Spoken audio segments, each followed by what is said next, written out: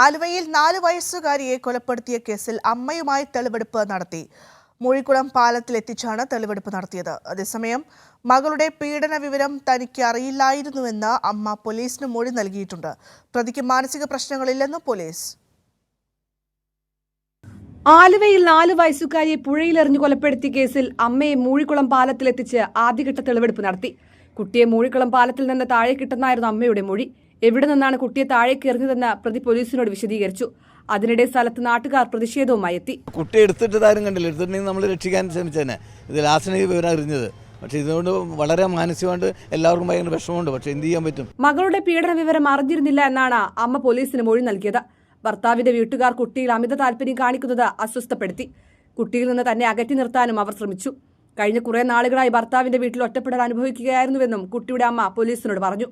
എന്നാൽ പ്രതിക്ക് മാനസിക പ്രശ്നമില്ലെന്ന നിഗമനത്തിലാണ് പോലീസ്. ആത്മവിശ്വാസക്കുറവും മക്കളുടെ കാര്യം പോലും നോക്കാൻ പ്രാപ്തിക്കുറവുമുണ്ടെന്ന് പോലീസ് പറയുന്നു. കൊലപാതകത്തിന് പിന്നിൽ മറ്റാർക്കെങ്കിലും പങ്കുണ്ടോ തുടങ്ങിയ കാര്യങ്ങൾ പോലീസ് പരിശോധിക്കും.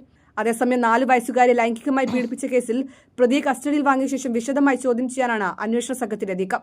കൈരളി ന്യൂസ്, കൊച്ചി.